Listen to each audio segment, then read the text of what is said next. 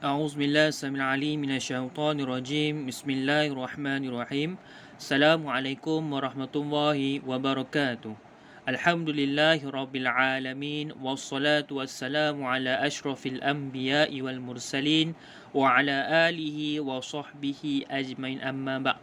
Alhamdulillah, sama-sama kita bersyukur kepada Allah Subhanahu Wa Taala dengan limpah dan kurnianya dapat kita hidup di muka bumi Allah Subhanahu Wa Taala dalam keadaan yang selamat dan baik. InsyaAllah pada hari ini kita akan menyambung bagi mata pelajaran Tauhid tahun 2. Jadi diharapkan kepada semua murid-murid untuk bersedia. Jadi diingatkan kepada semua murid-murid, pastikan di sisi murid-murid ada buku teks Tauhid tahun 2. InsyaAllah pada hari ini kita akan teruskan pembelajaran kita setelah mana kita telah melalui latihan-latihan ataupun lembaran kerja yang telah Ustaz beri sebelum ini. Jadi kita akan terus pembelajaran kita dengan satu tajuk yang baru. Okey, baik. Satu tajuk yang baru saya sebut tadi, iaitu berkaitan tentang wahdaniyah. Okey, baik. Apa yang dimaksudkan tentang wahdaniyah? Jadi murid-murid diminta untuk fokus dan memberi tumpuan sebaiknya atas penjelasan yang Ustaz sampaikan pada hari ini. Baik.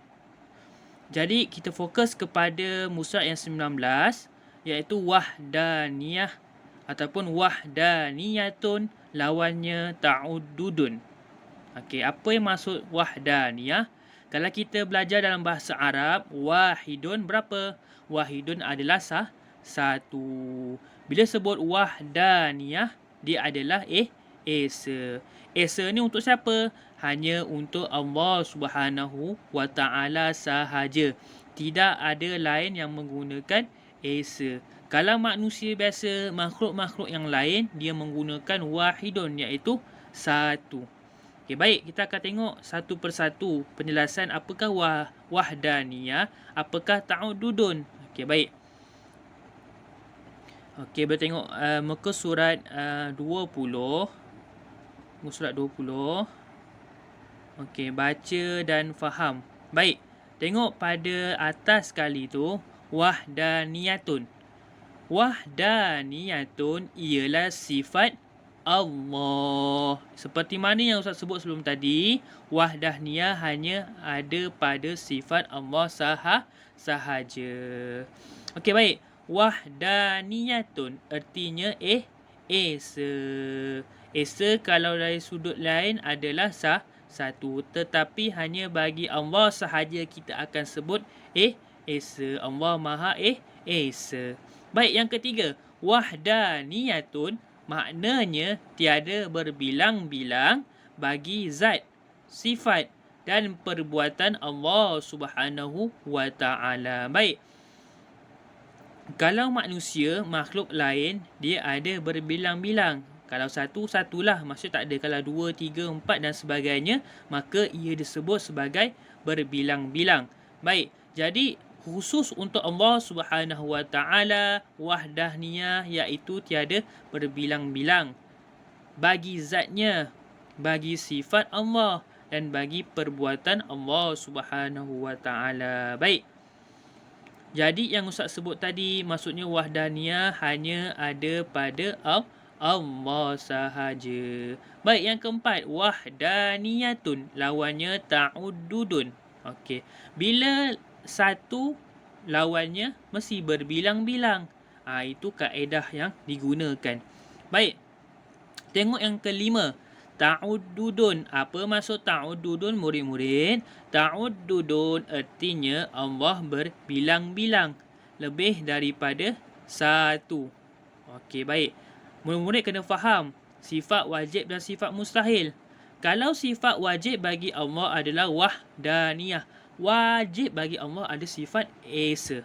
Manakala ta'uddudun adalah lawannya. Bila kita kata lawannya, maka secara automatik dia akan menjadi sifat mustahil bagi Allah. Maka Allah bersifat mustahil, iaitu sifat ta'addudun, iaitu berbilang-bilang. Apa maksud berbilang-bilang?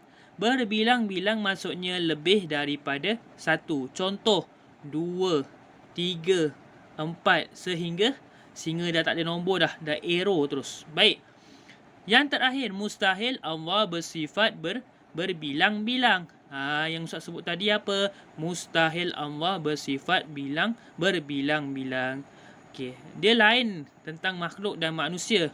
Manusia ini ada berbilang-bilang, ada satu. Mungkin kat dunia ni nama sama, muka pun sama, tapi bukan kita saja ada kat dunia ni. Mungkin kita tak tahu ada di negara lain, negeri lain dan sebagainya. Mungkin kalau kita pergi jalan-jalan, mungkin ada muka seiras dengan kita, tetapi bukan adik-beradik kita. Muka dia sama dengan kita. Ada nama sama, nama ayah pun sama, ada berlaku. Baik. Itu perkara yang penting yang perlu murid-murid fahami. Ustaz ulang semula, wahdaniyah. Bila kata wahdaniyah, esa ataupun satu. Lawannya apa? 2, 3, 4, 5 dan sebagainya adalah ta'addudun, wahdaniyah. Lawannya ta'addudun. Baik, kita terus kepada hukum mengenal Allah bersifat wahdaniyah. Hukumnya adalah wajib. Ingat murid-murid, sifatnya, bila sifat wajib bagi Allah, maka hukumnya adalah wajib. Baik, kita terus kepada firman Allah Subhanahu wa taala dalam surah apa ni? Al-Ikhlas. Okey, dalil nakli yang menggunakan kaedah Al-Quran dan hadis Nabi sallallahu alaihi wasallam. Firman Allah Subhanahu wa taala, A'udzu billahi minasy syaithanir rajim. Bismillahirrahmanirrahim. Qul huwallahu ahad. Allahus samad. Lam yalid wa lam yulad. Walam yakul lahu kufuwan ahad. Baik, perkataan ayat yang pertama, Qul huwallahu ahad. Katakanlah dia, iaitu Allah Subhanahu wa taala yang esa, yang satu, yang tunggal. Baik. Jadi diharapkan kepada semua murid-murid dapat fahami apa yang Ustaz jelaskan pada hari ini. Berkaitan apa itu wahdaniyah, apa erti wahdaniyah, apa lawan kepada wahdaniyah, ta'addudun, apa erti ta'addudun. Ustaz mengharapkan semoga murid-murid dapat fahami dan sentiasa membaca buku sebagai kita punya menambah ingatan kita sepanjang kita mengenali apa itu sifat-sifat Allah yang wajib dan mustahil. Jadi sekadar itu saja pembelajaran kita pada hari ini. Apa yang baik itu datang daripada Allah Subhanahu wa taala, apa yang kurang lemah itu daripada kelemahan diri ustaz sendiri. Jadi itu saja. Assalamualaikum warahmatullahi wabarakatuh.